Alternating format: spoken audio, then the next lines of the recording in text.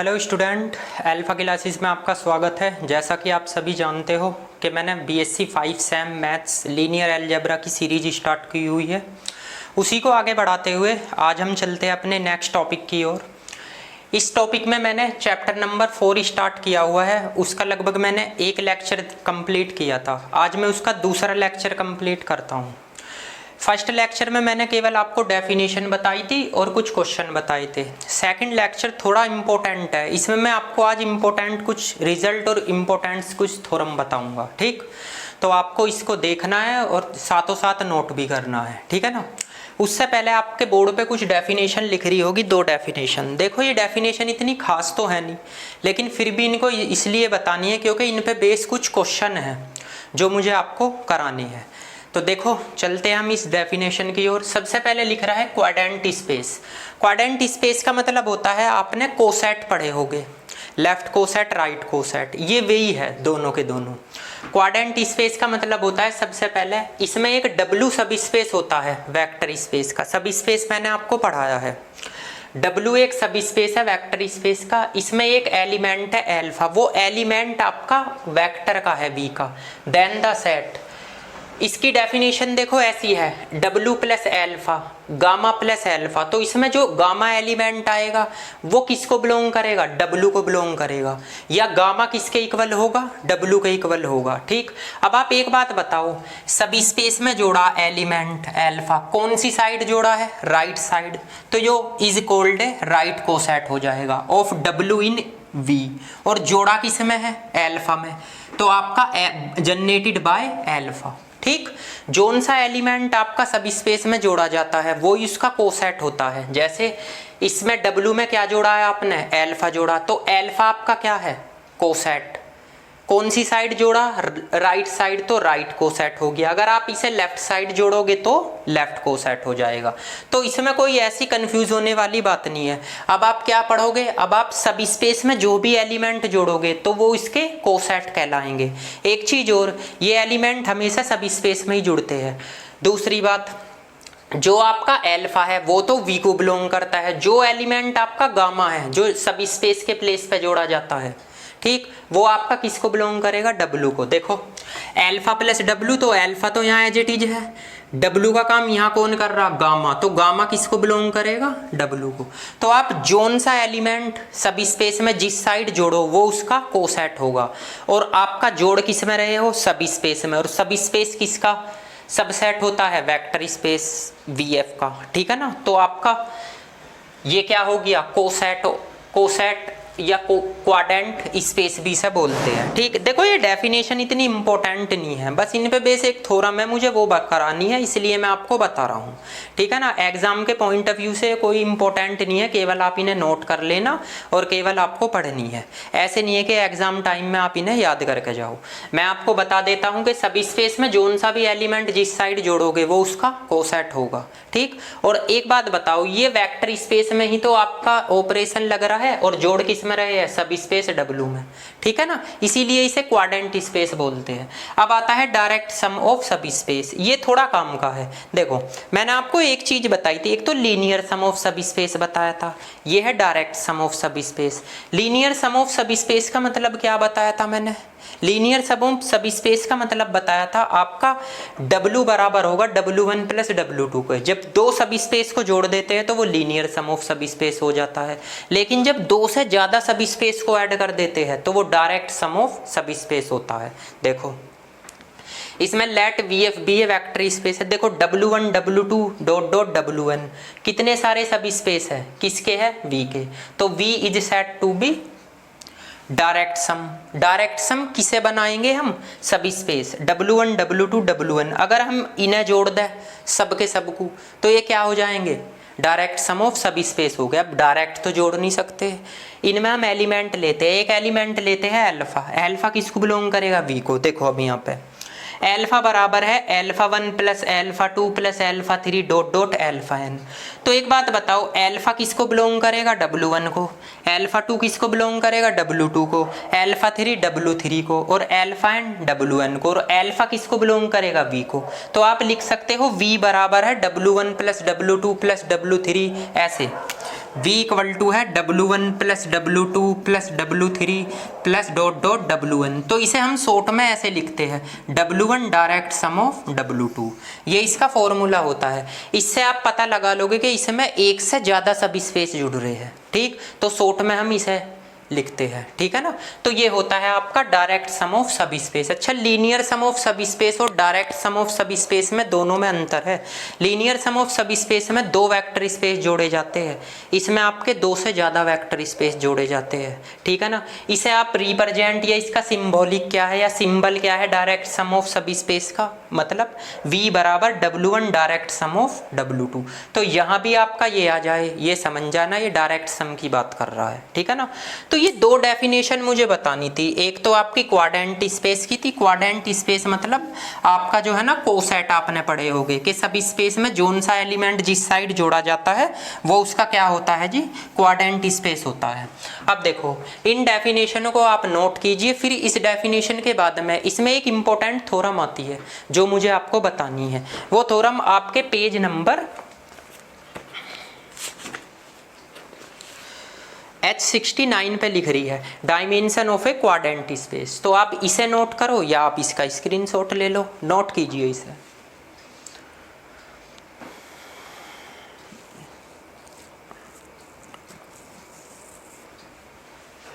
देखिए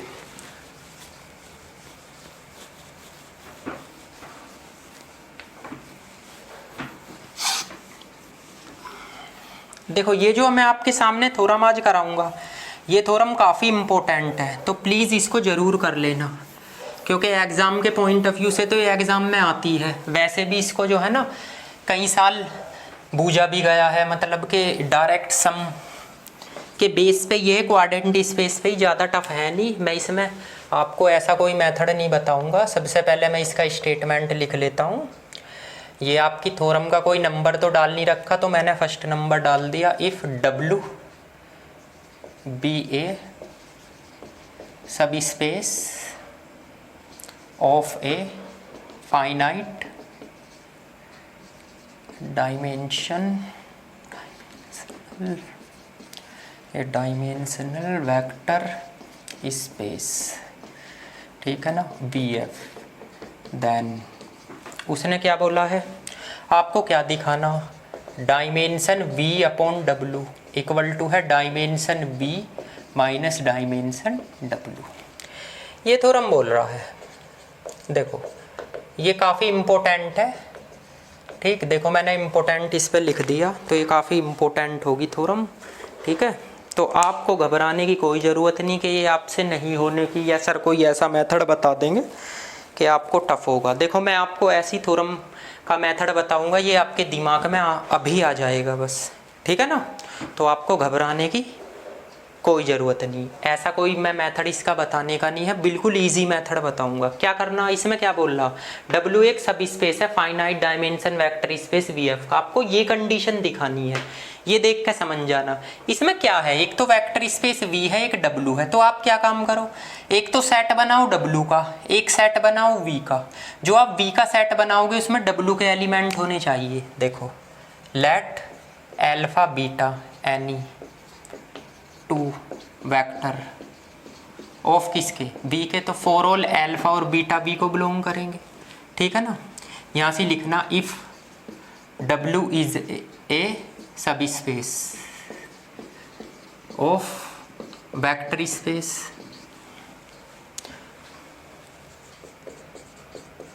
VF। आपने एक सेट माना S1, इसमें एलिमेंट माने alpha 1, alpha 2, alpha 3, alpha n। ये आपने किसका मान लिया, डायमेंशन W, तो इसका डायमेंशन यानी सब स्पेस का माना। आप यहाँ लिख भी सकते हो for all alpha 1, alpha 2, alpha n, किसको बिलोंग करेंगे, W को, ठीक है ना। ये आपने एक सेट मान लिया। अब एक और सेट मानो, एक सेट आप मानो S2, इसमें आपके अल्फा 1, अल्फा 2, अल्फा 3 और अल्फा n तो है ही, एक बीटा 1, बीटा 2 और बीटा m, ये एलिमेंट ले लो। ये डायमेंशन मान लो आप V का, यानी n प्लस m, ठीक है। ये मैंने मान लिया।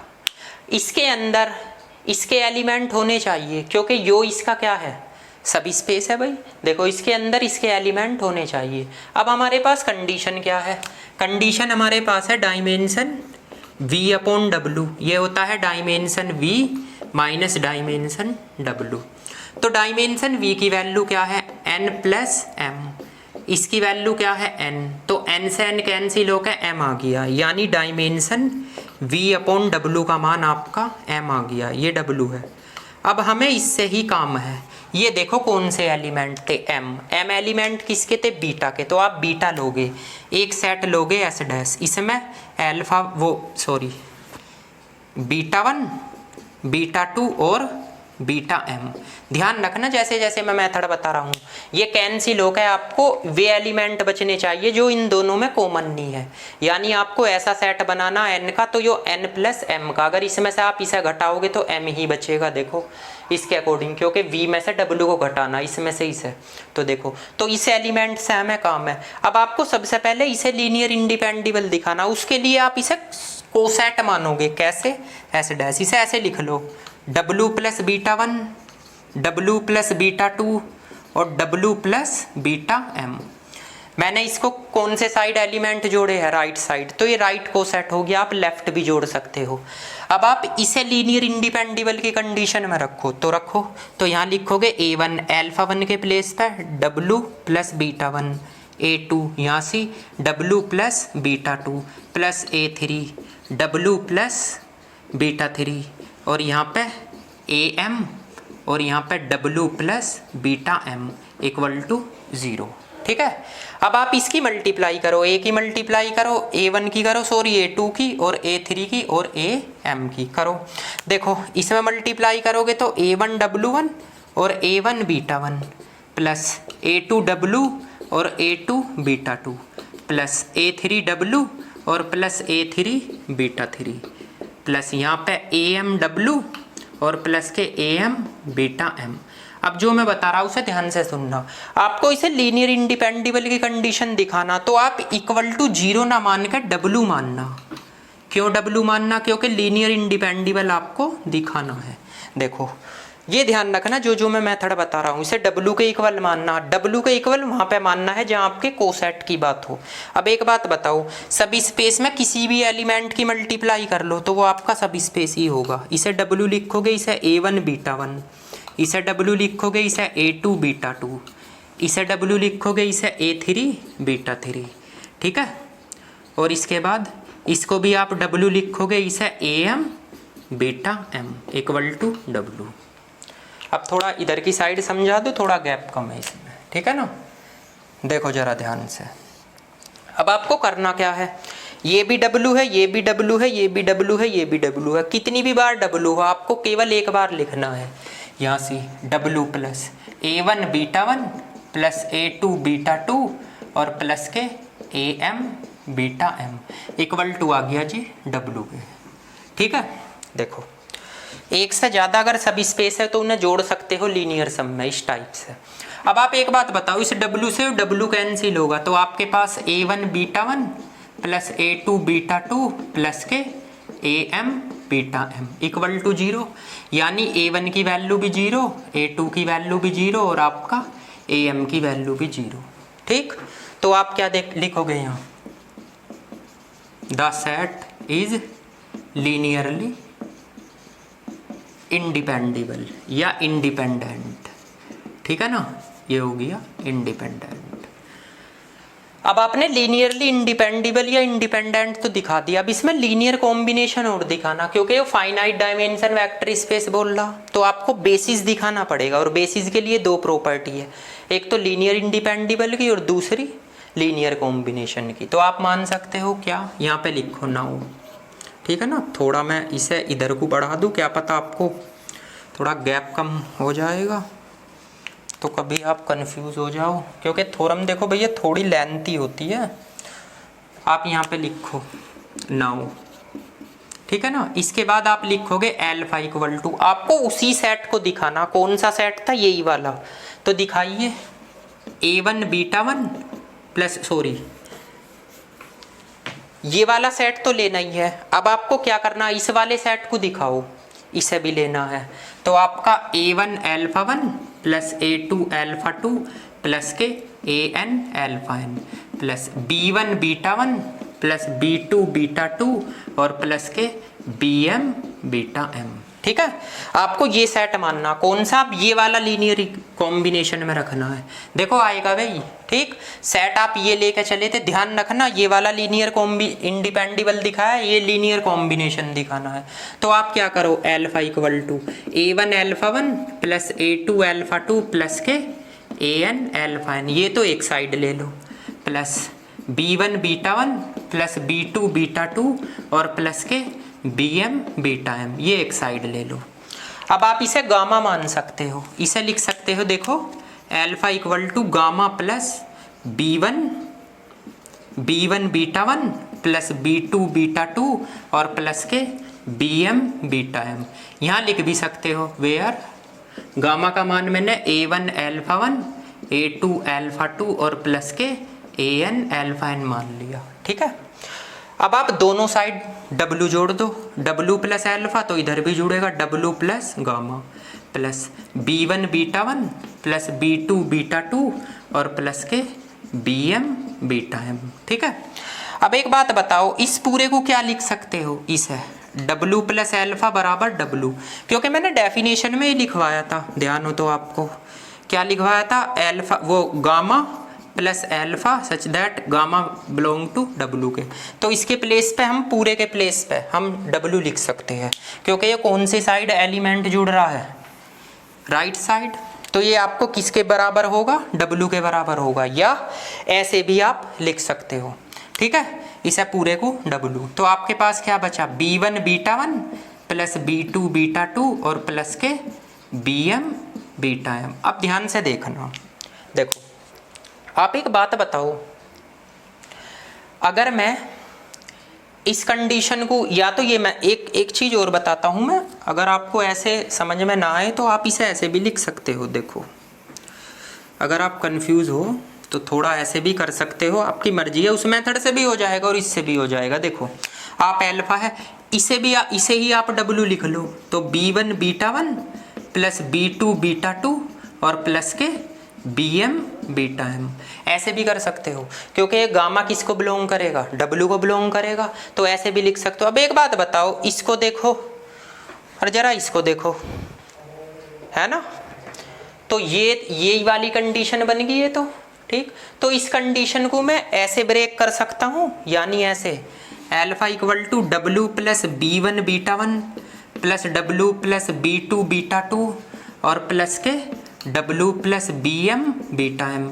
मैंने बताया था एक से ज़्यादा सब स्पेस हो एक लिखा जाता है, तो ब्रेक देखो ऐसे ब्रेक कर सकते हो ना। अब एक बात बताओ, आप इसे जब ऐसे ब्रेक कर लिया तो ऐसे भी तो लिख सकते हो जी आप, कैसे, ये तो अल्फा है, इन दोनों को B1 W1 B1 beta 1 plus B2 W और प्लस B2 बीटा 2 प्लस के BM W और प्लस के BM बीटा m, ऐसे भी लिख सकते हो। ठीक, देखो जैसे ये लिखा है इससे हो। ठीक, अब आप इसमें से क्या कॉमन ले सकते हो, alpha equal to B common ले सकते हो, B1 यहाँ से क्या कॉमन ले सकते हो, B2 और लास्ट में क्या लिख सकते हो, BM। अब आप जरा ध्यान से सुनना, देखो अल्फा बराबर A1 alpha 1 plus A2 alpha 2 और AN अल्फा n होगी लीनियर कॉम्बिनेशन की प्रॉपर्टी। तो आप यहाँ क्या लिख सकते हो, यहाँ लिख सकते हो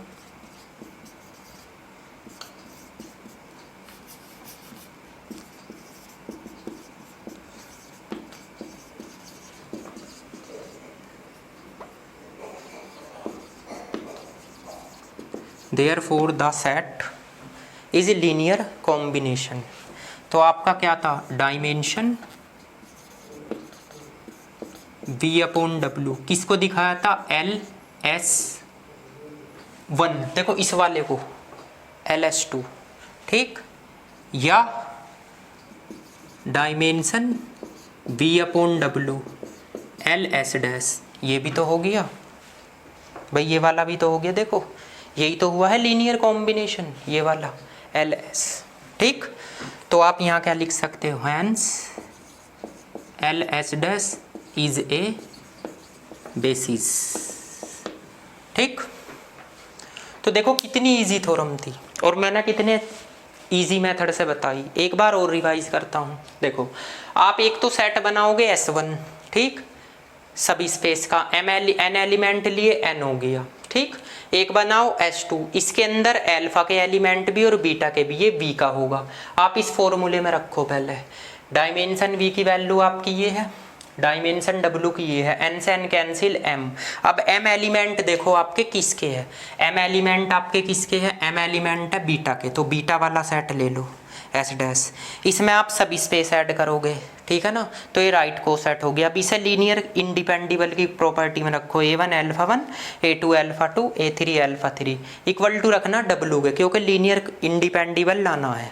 इसके बाद इसमें मल्टीप्लाई करो, इसकी इसमें करो, इसकी इसमें कर दी, W में मल्टीप्लाई करोगे W लिखा जाएगा, ये भी W ये भी W, ठीक, ये भी W इक्वल टू W। एक से ज़्यादा W है, एक बार लिख लो, ये एलिमेंट एक साइड ले लो, इससे कैंसिल, ये होगी लीनियरली इंडिपेंडिबल, तो ये वाला सेट लीनियरली इंडिपेंडिबल आ गया। अब इसके बाद में आपको लीनियर कॉम्बिनेशन दिखाना, तो उसके लिए आप लीनियर कॉम्बिनेशन ये दिखाओगे, क्योंकि इसके अंदर ये वाले एलिमेंट है। ठीक, तो रखो अल्फा बराबर A1 alpha 1 A2 alpha 2 dot dot AN alpha n, B1 beta 1 B2 beta 2 BM beta n। Alpha वाले एलिमेंट को एक साइड ले लो, बीटा वालों को एक साइड, इसे गामा मान लो, मान सकते हो, या तो दोनों साइड W जोड़ दो, जो मैं इससे पहले कर रहा था उससे भी मेथड हो जाएगा, या आप सीधा हो गामा इसे मान लो, ये हो गया, और गामा का काम कौन कर रहा, W, डेफिनेशन में लिखवाया था कोसेंट की। अब एक बात बता दो, इसे इसके साथ भी लो, इसके साथ भी लो, इसके साथ भी लो, जैसे इसे ऐसे लिया था तो वापस खोल दिया इसको, देखो ये। अब इसमें क्या करोगे, इसमें B की मल्टीप्लाई जैसे आपने इसमें लिखी थी, A की A1 की A2 की A3 की, तो इसमें क्या लिखी जाएगी, B1 की B2 की B3 की, सेम, जिससे कॉमन आ जाए, क्योंकि सभी स्पेस में आप मल्टीप्लाई भी कर सकते हो, वो भी सभी स्पेस रहेगा, कॉमन भी ले सकते हो जब भी सभी स्पेस रहेगा। ठीक है, आप इसमें से B1 कॉमन ले लो, इसमें से B2 कॉमन ले लो, इसमें से BM, तो देखो आप अल्फा बराबर A1 अल्फा 1 A2 अल्फा 2 और AM अल्फा m, कौन सा सेट आया है, यही तो आया है S डैश, और S डैश मतलब लेकर ये चले थे, तो आप लिख सकते हो dimension V upon W LS है किसके, S2 के, या डायमेंशन V अपॉन W किसके है, L S डैश के, इस वाले के, ठीक है ना। तो आप लिख सकते हो हैंस यो बेसिस हो गया। जब यो बेसिस हो गया तो finite dimension vector space VF भी तो आपका ये बेसिस होगा, यही दिखाना था इसमें। सबसे पहले लीनियर इंडिपेंडिबल की कंडीशन, फिर लीनियर कॉम्बिनेशन की, ठीक है ना। तो इसमें मैन क्या है, मैन है इसमें आपका सेट आप कौन सा मानोगे, ठीक है ना। अब आप इसको नोट कीजिए, इसके बाद में मैं आपकी नेक्स्ट थ्योरम कराता हूँ, नोट कीजिए इसको। देखो भाई, इस थ्योरम को देख लो, ये थ्योरम काफ़ी इम्पोर्टेंट है और आपकी बुक में 3 जगह दे रखी है। देखो मैं आपको बता दूं, एक तो आपकी बुक में पेज नंबर 71 पे दे रखी है, यही थ्योरम है, और यही थ्योरम आपकी 72 पेज पे भी है और 73 पेज पे भी यही थ्योरम है। ये तीनों थ्योरम एक ही है, लेकिन इसमें थोड़ा थोड़ा सा चेंज करता है। आपको क्या करना, एक थ्योरम तैयार करनी है, तीनों में से कोई सी भी आ जाए आप उसे ही लिखोगे। देखो कैसे कैसे, सबसे पहले तो मैं आपको इसे बताता हूँ। इसमें क्या कह रहा है, नेसेसरी एंड सफिशिएंट कंडीशन लगानी है, एक वेक्टर स्पेस है VF to a direct sum of it two subspace. उसने ये कहा है नेसेसरी और सफिशिएंट कंडीशन आपको लगा कर दिखानी है। 2 सब स्पेस है W1 and W2, way direct sum of 2 सब स्पेस है, यानी वे डायरेक्ट सम, यानी 2 सब स्पेस डायरेक्ट सम से जुड़े हैं, आपस में दोनों जुड़े हैं, ठीक है ना। आगे उसने क्या बोला, 2 सब स्पेस है W1 एंड W2, मतलब 2 डायरेक्ट सम सब स्पेस आपस में जुड़े हैं। उसने ये बोल रखा कि ऐसे जुड़े हैं W1 W2, तो इससे आपको पता है कि एक से ज़्यादा अगर आपके सब स्पेस हो तो उनको ऐसे जोड़ देते हैं।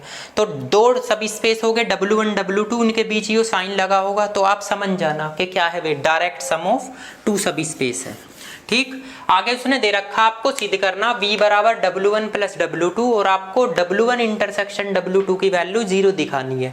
देखो जहाँ 0 आ जाता है W1 W2 आपस में डिसजॉइंट होते हैं। ठीक है, देखो इसमें इसे कैसे कैसे सोल्व करोगे। सबसे पहले यहाँ प्रूफ लिखोगे, आप यहाँ मानोगे लेट एल्फा बीटा किसको बिलोंग करेगा, v को, एंड अगर आप अल्फा 1 बीटा 1 लोगे ये बिलोंग करेगा W1 को, और अल्फा 2 बीटा 2 लोगे ये बिलोंग करेगा W को। आप दो रिलेशन बना लो। रिलेशन बनाने से पहले यहाँ लिखोगे द कंडीशन इज नेसेसरी, या आर नेसेसरी भी लिख सकते हो। ठीक है ना, इसमें क्या लिखोगे, let alpha beta belong to V। दो कंडीशन बनाओ। सबसे पहले लिखो alpha equal to alpha 1 plus alpha 2 and beta equal to आप लिखोगे बीटा 1 प्लस बीटा 2। इन दोनों में सब स्पेस की प्रॉपर्टी लगाओ, यानी a alpha plus B beta. A alpha का मान क्या है, alpha 1 alpha 2 plus B beta का मान क्या है, बीटा 1 और बीटा 2। आप इसकी मल्टीप्लाई करो, A alpha 1 plus A alpha 2 B beta 1 plus B beta 2। अब आप 1 1 वाले एक साइड ले लो, A alpha 1 plus B beta 1 और ए अल्फा 2 प्लस के बी बीटा 2। ठीक है ना, और यो A alpha plus B beta. ठीक, अब आप एक चीज देख रहे होगे इसमें, ये तो हो गया जी आपका W, ये हो गया W1, ये हो गया आपका W2। आप एक बात बताओ, W सब स्पेस है W1 का और W सब स्पेस इक्वल टू है W2 का, या W सब स्पेस होगा W1 प्लस W2 का। और आपको V भी तो लिख सकते हो W1 प्लस W2, या V इक्वल टू है W1 प्लस W2 के, ऐसे भी आप लिख सकते हो। देखो ये W के बराबर है तो ये इसको बिलोंग करेगा और इसको भी बिलोंग करेगा, इन दोनों का सबसेट होगा। अच्छा, तो ये इन दोनों को अगर जोड़ दो उसका भी सबसेट होगा। और W किसका सब स्पेस है, वेक्टर स्पेस VF का, तो V इसका भी सबसेट होगा या इसके बराबर होगा, या V इसके इक्वल टू होगा। ये तो एक कंडीशन आ गई। दूसरी कंडीशन आप दिखा सकते हो इसी से ही, W सबसेट होगा किसका, W1 इंटरसेक्शन W2 के। ठीक, ये आप कैसे प्रूफ करोगे, देखो मैं बताता हूं आपको। आप क्या करो, आपको एक चीज पता, अगर आपके पास दो कंडीशन है alpha 1 plus alpha 2 and beta equal to beta 1 plus beta 2 for all alpha 1 और बीटा 1 आपका W1 को बिलोंग करेगा। ठीक है ना, और अल्फा 2 बीटा 2 किसको बिलोंग करेगा, W2 को। तो जरा यहाँ पे देख लीजिए अब जो है, आप एक बात बताओ, अगर मैं अल्फा 1 अल्फा 2 के मान लूँ या बीटा 1 आपका बीटा 2 के इक्वल मान लूँ, तो एक बात बताइए, इसे ऐसे लिख सकते हो अल्फा 1 और यहाँ से अल्फा 2 इक्वल टू है बीटा 1 प्लस बीटा 2 के, या ऐसे लिख सकते हो अल्फा 1 माइनस बीटा 1 और आपका इधर ले जाओ इसे बीटा 2 माइनस के अल्फा 2। ठीक है, देखो 1 1 वाले एक साइड ले लिए मैंने, तो आप क्या करो, अल्फा 1 माइनस बीटा 1 आपका W1 को बिलोंग करेगा एंड बीटा 2 और अल्फा 2 ये आपका W2 को बिलोंग करेगा। ठीक, और अगर मैं आपके सामने अल्फा 1 की जगह अल्फा 2 रख दूं और बीटा 1 की जगह बीटा 2 रख दूं, कहाँ पे, देखो यहाँ पे, अगर मैं इसको ऐसे दिखा दूं alpha 1 minus beta 1 equal to है 0 के, तो आप कहोगे अल्फा बराबर बीटा 1 के होगा। ठीक, और अल्फा 2 माइनस बीटा 2 भी 0 के इक्वल दिखाऊं तो अल्फा 2 बराबर बीटा 2 के। तो आप कह सकते हो W1 किसको बिलोंग करता है, या अल्फा 1 माइनस बीटा 1 किसको बिलोंग करता है, W1 को, और इसकी वैल्यू तो 0 होगी, तो आप 0 किसको बिलोंग करेगा, W1 को, तो 0 W2 को भी तो बिलोंग करेगा इसके अकॉर्डिंग, और आपका 0 किसको बिलोंग करेगा, W1 इंटरसेक्शन W2 को, या W1 इंटरसेक्शन W2 किसके इक्वल होगा, 0 के। ये आपकी सेकंड कंडीशन आ गई। तो फर्स्ट कंडीशन में तो कुछ नहीं है, आप सब स्पेस की प्रॉपर्टी लगाओ, बिलोंग करके दिखा दो, v के इक्वल दिखा दो। आपका ये रिलेशन ही तो बनाए हैं स्टार्टिंग में, इसमें ही आप क्या काम करो, अल्फा 1 अगर अल्फा 2 के इक्वल रखो, बीटा 1 बीटा 2 के इक्वल रखो। तो एक बात बताओ, अगर अल्फा 1 अल्फा 2 के इक्वल रख रहे हो, या आप यहाँ पे ऐसे भी लिख सकते हो, अगर इनसे थोड़ा कंफ्यूज हो, आप अल्फा 1 आपका बीटा 1 के इक्वल रख सकते हो और अल्फा 2 आपका बीटा 2 के, ये थोड़ा सही रहेगा, ठीक है ना। तो आपकी कंडीशन क्या थी, यही तो थी। अगर मैं इन दोनों कंडीशन को इक्वल रखता हूं तो कुछ ऐसे रखी जाएगी। तो आप 1 वाले एक साइड ले लो, 2 वाले एक साइड, ये W1 को बिलोंग करेंगे, ये W2 को बिलोंग करेंगे। अब देखो, अगर मैं इसे 0 के इक्वल रख रहा हूं, उसमें अल्फा 1 बीटा 1 के इक्वल जो मैंने लिखा, इसे 0 के इक्वल रखूंगा तो अल्फा 2 बीटा 2 के। अगर मैं कंडीशन यहाँ रखूँ 0 ही होगा, तो ये किसको बिलोंग कर रहा, W1 को, ये किसको बिलोंग कर रहा, W2 को, तो ये किसको बिलोंग करेगा, W1 इंटरसेक्शन W2 को, ठीक। अब दूसरी कंडीशन लिखोगे, द कंडीशन is sufficient, तो इसमें क्या लिखोगे, we know that alpha beta तो आपके v को बिलोंग करेंगे। इसमें वो कंडीशन लिखते हैं जो आपने निकाली है बस, ठीक है ना। तो वे केवल वही कंडीशन आप इसमें लिख दो। क्या क्या हमने निकाला, सबसे पहले तो आपने ये निकाला क्या, W बिलोंग करता है किसको, W1 को, W सबसेट है किसका, W2 को, इंप्लाइज दैट W सबसेट है W1 प्लस W2 का, या V इक्वल टू है W1 प्लस W2, ठीक। ये भी आप लिख सकते हो। दूसरी कंडीशन आपने क्या निकाली, अल्फा 1 और बीटा 1 किसको बिलोंग करेगा, W1 को, और आप अल्फा 2 माइनस बीटा 2 किसको बिलोंग करेगा, W2 को, या आपने ये भी दिखाया है कि 0 आपका W1 को बिलोंग कर रहा, 0 आपका W2 को बिलोंग कर रहा, तो implies that W1 intersection W2 का मान किसके इक्वल होगा, 0 के।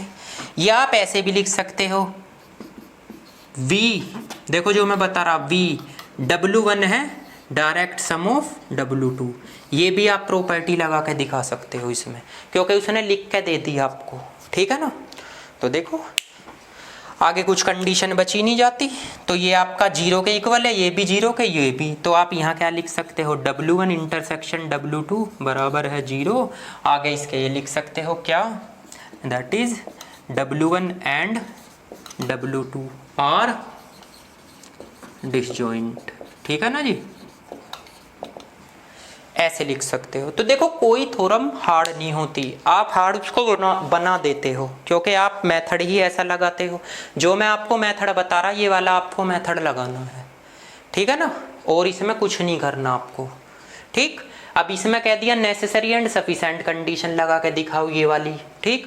तो आपने ये कंडीशन दिखाई, ये कंडीशन, सभी स्पेस की प्रॉपर्टी लगा दी पहले तो, ठीक। एक बार इसको W1 को बिलोंग कराया, एक बार इसे W2 को बिलोंग करा, इसके इक्वल है या यो इसका सबसेट है, एक बार ये इनके एडिशन के लगा दिए, यो V के इक्वल होगा, ठीक है ना। ये दोनों प्रॉपर्टी ली, इसमें आपने मान लिया अल्फा 1 बीटा 1 के इक्वल, अल्फा 2 बीटा 2 के, तो इन दोनों को इक्वल रखो, 1 वाले एक साइड ले जाओ, 2 वाले एक साइड, तो W1 को बिलोंग करेगा, यो W2 को, ठीक।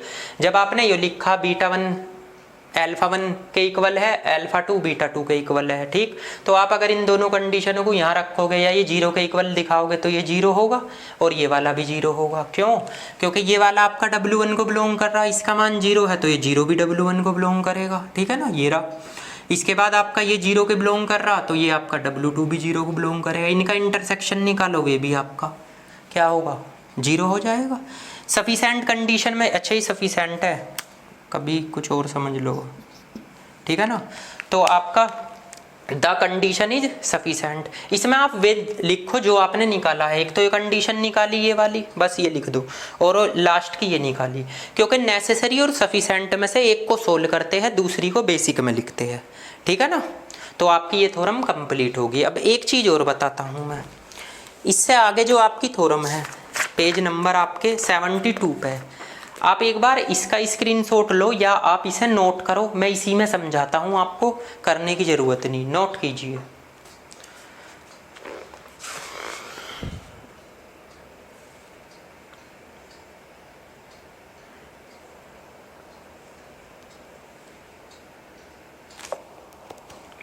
देखिए इसमें क्या बोला है, इस थ्योरम में एक चीज बोली है, ये भी फर्स्ट ही है, तो आप इसका मैं स्टेटमेंट मिटो रहा हूं बस इसका, और कुछ नहीं।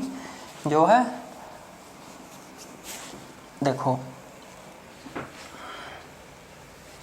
ये बस स्टेटमेंट सॉल्यूशन में ऐसे ही रहने दूंगा क्योंकि आपको सॉल्यूशन यही नोट करना है। इसमें ये थ्योरम फर्स्ट है, इसमें लिख रहा इफ ए फाइनाइट डायमेंशनल, ये डायमेंशनल लिख रहा है, और वेक्टर स्पेस, ठीक है ना, B F is a direct sum of two सब स्पेस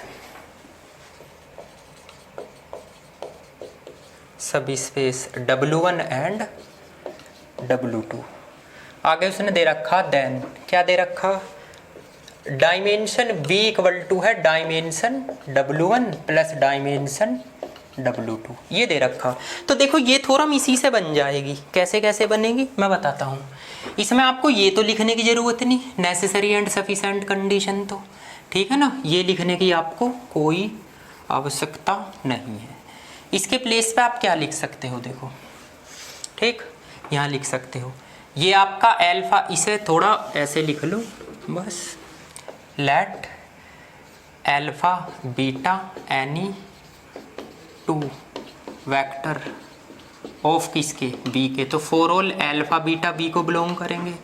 मार्कर जरा दूसरा ले लूँ मैं। इसके बाद यहाँ लिखोगे एंड अल्फा 1 बीटा 1 W1 को बिलोंग करेगा, अल्फा 2 बीटा 2 आपका W2 को। सेम प्रोसेस आपको ये लगाना है, ठीक है ना, सेम बिल्कुल प्रोसेस ही है।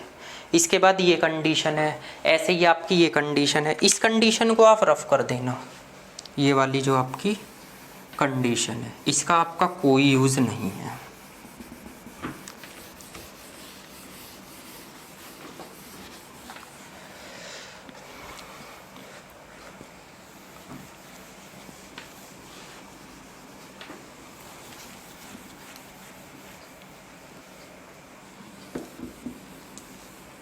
देखो इस कंडीशन को आपको रफ करना है सेम, तो आप इसके बाद क्या लिखोगे, जो मैं बता रहा आप इसके बाद वो लिखोगे, ठीक है ना। देखो ये हो गया।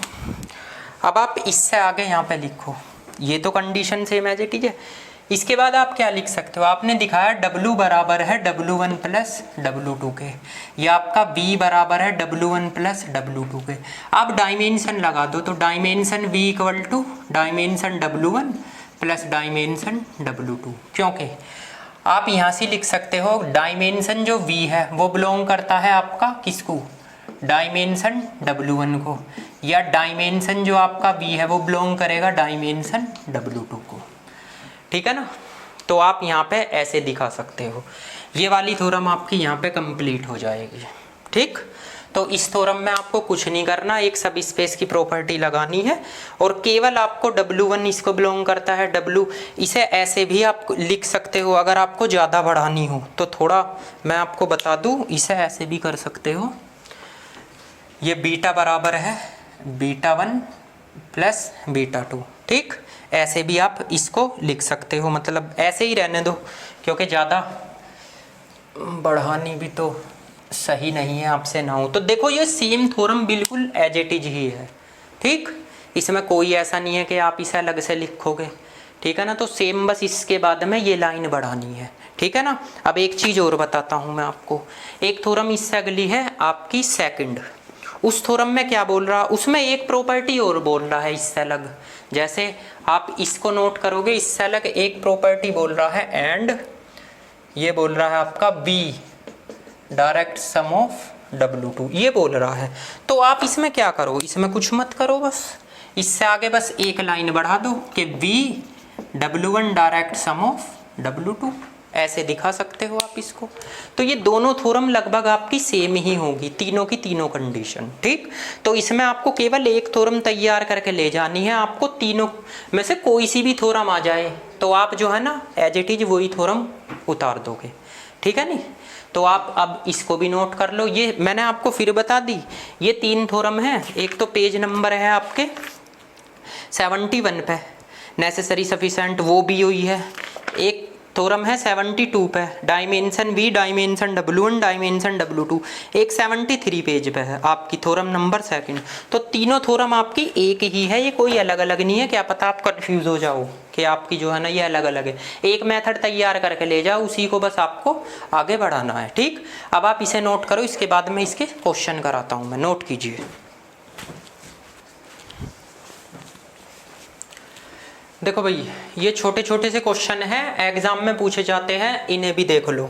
ये आपके पेज नंबर 78 पे दे रखे, ये तो एग्जाम्पल 2 है। इसमें क्या कह रहा, फाइंड द, आपको ये निकालना है V/W की वैल्यू, डायमेंशन V/W की वैल्यू, V का मान दे रखा, W की वैल्यू ये गिवन है। तो एक बात बताओ, आप अगर डायमेंशन V निकालने लगो तो 3 आएगा, क्योंकि 3 ही दे रखा है। ठीक, और अगर आप डायमेंशन W निकालने लगो तो 1 आएगा, क्योंकि इसमें एक ही एलिमेंट प्रेजेंट है। आपने एक रिजल्ट पढ़ा होगा, डायमेंशन V/W, ये होता है dimension V minus dimension W, ये V है। ठीक है, अब बताओ डायमेंशन V/W ये हो गया 3 - 1, या डायमेंशन V/W का मान क्या आ गया, 2। ठीक है ना। इससे अगला एक और एग्जाम्पल है आपका, एग्जाम्पल नंबर 3। इस एग्जाम्पल 3 में क्या दे रखा, इफ W1 की वैल्यू दे रखी उसने x, 0 और z बोल रखा इसमें, सच दैट x और z R को बिलोंग करेगा, रियल नंबर है। आगे उसने एक कंडीशन और दे रखी है, मतलब W2 उसने बोल रखा है 0 y और z इसने भी बोल रखा R को बिलोंग करेगा, रियल नंबर। उसने बोला है B2 सब स्पेस है, ठीक है, ऑफ R3। ठीक है, आगे उसने कहा देन सो दैट, सिद्ध करना है आपको, सो दैट क्या सिद्ध करना है, R3 बराबर है W1 प्लस W2 के। एक तो ये निकालना है। आगे इसने एक कंडीशन दी है, but R3 not equal to है W1 direct sum of W2। इस क्वेश्चन को भी देख लो। देखो ये जो आपका एग्जाम्पल है ये भी आपका इजी है, ऐसा कुछ इसमें हार्ड नहीं है। एक बात बताओ, आपका डायमेंशन V का मान 3 है, क्योंकि 3 ही दे रखा है। अब आपको करना क्या है, आपके पास में अगर मैं लेट करता हूँ एल्फा XYZ, ठीक, तो इसे अगर मैं XYZ राइट साइड में रखता हूँ तो आपका यहाँ क्या लिखा जाएगा, W1 की वैल्यू क्या है X, 0 Z, और W2 यहाँ पे 0 Y और Z। तो आपको ऐसे ये W1 W2 बनाने हैं जो जोड़ के XYZ आए। देखो इसमें ये जोड़ो, ये कोमे क्या पता कंफ्यूज हो जाओ आप, ठीक है ना। इसमें ये जोड़ो तो X आ गया, इसमें ये जोड़ो तो Y आ गया, लेकिन 2Z आएगा तो Z के अपोन में क्या कर दो, बाय 2 कर दो, ठीक है ना, ये बना दो। तो देखो जोड़ के क्या आ जाएगा, Z आ जाएगा। तो हो गए 3 एलिमेंट। तो कहने का मतलब है आपका V इक्वल टू है W1 प्लस W2 के, ठीक है ना, या R3 बराबर है W1 प्लस W2, बट आपका R3 नॉट इक्वल टू है W1 प्लस W2 के, वो ये बोल रहा हो, क्योंकि इंटरसेक्शन की प्रॉपर्टी लगेगी, ठीक है ना। तो ये छोटे छोटे से एग्जाम्पल होते हैं, कोई ऐसे टफ नहीं होते, क्या पता आप इनको टफ ही बना दो, तो कुछ ऐसी बात नहीं। अगला एग्जाम्पल देख लीजिए, अगला एग्जाम्पल भी मैं आपको बता दूँ, एग्जाम्पल नंबर आपका 4 है, एग्जाम्पल नंबर 4 यहीं पे देख लो। एग्जाम्पल 4 में क्या कह रहा, इफ़ इसने W1 की वैल्यू दे रखी है आपको A B C, और उसने एक कंडीशन दे रखी है A बराबर B बराबर C के, ठीक, और एक दे रखी इसने W2 की वैल्यू, ये बोल रखा A B C, उसने कहा इसमें A का मान 0 है। आगे उसने कहा है R2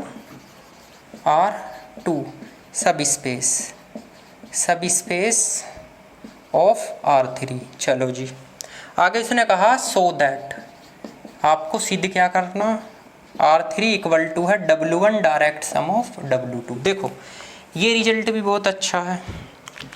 एक बात बताओ, आपके पास में W1 का मान है A B C, लेकिन उसमें कहा A बराबर B बराबर C के, W2 की वैल्यू है आपकी A B C, उसने कहा इनमें A की वैल्यू 0 है। आप एक बात बताइए, अगर आपका वेक्टर है, सपोज करो आपके पास में वेक्टर है, अभी आपने कंडीशन पढ़ी, क्या कंडीशन पढ़ी है, आपका ए बी सी अगर बिलोंग W1 को कर रहा है तो आपका ए बी सी ये आपका W2 को भी कर रहा है। आपने प्रॉपर्टी पढ़ी है W1 इंटरसेक्शन W2 का मान 0 होता है, तो आप कह सकते हो ए बी सी इसमें इसका मान भी आपका 0 होगा, ठीक है ना, या इम्प्लाइज दैट एल्फा का मान भी आपका क्या होगा, 0 होगा। तो जब आपका W1 इंटरसेक्शन W2 का मान 0 है तो एक बात बताओ, आपने पढ़ा है W1 प्लस W2, ठीक, ये वाली कंडीशन पढ़ी है, या ये पढ़ी है V equal to W1 direct sum of W2। तो जब आपका इसका मान 0 है इंटरसेक्शन का, तो इसका मान भी आपका 0 होगा, इसका भी मान आपका 0 होगा, ठीक। तो इससे बेटर और मेथड इसका है नहीं, अगर बैलेंस बना के करो तो जब भी हो जाता है, या आप W1 लिखो W2 लिखो, ठीक है ना, इसकी वैल्यू आप इसे बिलोंग करेगा W1 को भी W2 को भी, इसका मान 0 है, लेकिन उसने पहले क्या दे रखा, अगर इसका मान 0 है तो ये भी 0 होगा, लेकिन इसमें फिर A बराबर B बराबर C है, या आप ऐसे भी लिख सकते हो, इससे आगे देखो A बराबर, तो A की वैल्यू भी आपकी 0 होगी, B की वैल्यू भी 0 होगी और आपकी C की वैल्यू भी 0 हो जाएगी। तो इसके बाद आप क्या लिख सकते हो, तो आप लिख सकते हो V W1 direct sum of W2, या R3 बराबर है डायरेक्ट सम ऑफ W2, ठीक है ना, ये कंडीशन भी आप दिखा सकते हो। तो आप ऐसे कर दो, ये छोटे छोटे से क्वेश्चन है, कभी कभी एग्जाम में पूछे जाते हैं, जैसे ये फर्स्ट है, ये सेकंड है, थर्ड है, W1 दे रखा, W2 उनकी कंडीशन, जहां भी इसकी बात आती है डायरेक्ट सम की, तो आप यही मेथड लगाया करो, इसका मान 0 तो इसका मान भी 0 हो जाएगा, इसका मान भी आपका 0 हो जाएगा, ठीक है ना। तो ये थोड़े से आपके एग्जाम्पल है, आप इन्हें नोट करो, फिर इससे आगे मैं नेक्स्ट एग्जाम्पल कराता हूँ, नोट कीजिए इनको। देखो एक ये है एग्जाम्पल नंबर 5, इसको भी देख लो। इसमें आपके 3 सब स्पेस है, W1 W2 W3 vector space PF के। उसने कहा ये इसके बराबर है, ये इसके बराबर है, बट ये आपस में बराबर नहीं है। तो आप इसमें कोई पॉइंट तो दे नहीं रखे, अपने पास से मान लो। अगर आप W1 को मानोगे, क्या मान सकते हो, A0 फॉर ऑल आपका A R को बिलोंग करेगा। W2 को मान लो आप 0 और A, इसमें भी A R को बिलोंग करेगा। और W3 आप मान सकते हो A फॉर ऑल, इसमें भी R को बिलोंग करेगा। देखो जब आपके पास पॉइंट ना दे तो आप आइडेंटिटी माना करो, 1 0 0 1 और ये 1 1, ठीक है ना। अगर 3 बाय 3 की होती तो 1 0 0 0 1 0 0 0 1। अब आप एक बात बताओ, आपके पास है ये, यानी W1 क्या बोल रहा, इंटरसेक्शन W2, तो इम्प्लाइज दैट इसे क्या लिख सकते हो, V direct sum of W2 के। अगर मैं W1 इंटरसेक्शन W3 निकालो तो आप इसे क्या लिख सकते हो, W1 W3 के। इंटरसेक्शन का सबसे इजी मेथड होता है, देखो आपको मैं एक चीज़ बताऊं, अगर आप ऐसे डायरेक्ट नहीं करना चाहते तो आप ऐसे भी कर सकते हो। देखो आपका A0 किसको बिलोंग करेगा, W1 को, और 0A किसको बिलोंग करेगा, W2 को। तो आप ऐसे लिख सकते हो, क्या आपने रिजल्ट पढ़ा है, W1 इंटरसेक्शन W2 का मान 0, तो A0 का मान क्या आएगा, 0, या 0A का मान भी क्या आएगा, 0। इसमें इम्प्लाइज दैट A का मान 0 होगा, इसमें भी A का मान क्या आ जाएगा, 0। तो आप W1 इंटरसेक्शन W2 0 है, तो इम्प्लाइज दैट V बराबर है W1 direct sum of W2। ऐसे ही आप अगली कंडीशन, W1 इंटरसेक्शन W3 का मान 0 है, तो आप क्या लिखोगे, A इसका मान भी 0 होगा, तो इसमें आप इम्प्लाइज दैट A का मान आपका 0 हो जाएगा, या A0 इसका मान 0 है, इसमें भी आपका A का मान 0 हो जाएगा। तो आप क्या लिख सकते हो, आगे आप ये लिख सकते हो कि आपने अभी दिखाया है W1 इंटरसेक्शन W2 का मान, W3 का मान आपका 0 है, तो V W1 direct sum of W3, ठीक है ना, इसके अकॉर्डिंग, ठीक। तो इसके इक्वल ये है, इसके इक्वल ये है, बट आपको लिखना पड़ेगा but W2 not equal to है W3 के, क्योंकि W2 में देखो 0 1 है, इसमें क्या है 1 1 है, ठीक। तो ये छोटे छोटे से एग्जाम्पल होते हैं जो आपके एग्जाम में आते हैं, ठीक है। इसके बाद में आपके 79 पेज पे ये एग्जाम्पल था। इसके बाद आपकी एक्सरसाइज है। देखो एक्सरसाइज में जो क्वेश्चन नंबर फर्स्ट है, एक्सरसाइज सेकंड, पेज नंबर 80 पे, वो क्वेश्चन नंबर फर्स्ट मैंने करा दिया, वो वही है, थ्योरम आपकी V बराबर W1 direct sum of W2। Question number second भी वही है, इसमें W1 W2 दे रखा, उसमें U और W दे रखा। तो ये एक्सरसाइज इतनी खास नहीं है। थ्योरम नंबर क्वेश्चन नंबर 5 भी मैंने आपको करा दिया, ज़्यादा जहाँ तक इसमें है क्वेश्चन मैंने करा दिए। तो ये एक्सरसाइज आप छोड़ सकते हो, जो है ना, चाहो तो क्वेश्चन 3 कर सकते हो, क्योंकि फर्स्ट सेकंड और 5 ये मैंने करा दिए। ये वही 3 थ्योरम है जो मैंने आपको इससे पहले बताई थी। ठीक, इसके बाद आता है कोऑर्डिनेट चैप्टर। देखो इस लेक्चर को मैं यहीं ख़त्म करता हूँ, क्योंकि इससे आगे अगला चैप्टर कोऑर्डिनेट्स, जो अगला टॉपिक है, वो मैं नेक्स्ट लेक्चर में बताऊंगा, क्योंकि यहाँ तक ये एक टाइप के क्वेश्चन थे। ठीक है ना, और वैसे भी आपको जो है ना एक ही लेक्चर में तो सब कुछ कराना नहीं है। ठीक, ये आपका जो है ना, आपका सब स्पेस, डायरेक्ट सम ऑफ सब स्पेस की थ्योरम थी, और ये कुछ क्वेश्चन थे, तो आपको यही क्वेश्चन करने हैं। इससे नेक्स्ट लेक्चर में मैं आपका ये चैप्टर लगभग कंप्लीट करा दूंगा, और उसमें आपको क्वेश्चन बता दूंगा कि कौन कौन से आपको क्वेश्चन करने हैं। ठीक है ना, तो आप टेंशन फ्री रहिए और अच्छी तरीके से अपनी पढ़ाई कीजिए। बाकी आप सिलेबस की टेंशन छोड़ दीजिए, आपको टाइम पे सारी की सारी वीडियो मिलती रहेगी। ठीक है ना, तो मिलते हैं नेक्स्ट लेक्चर में, तब तक के लिए थैंक यू सो मच।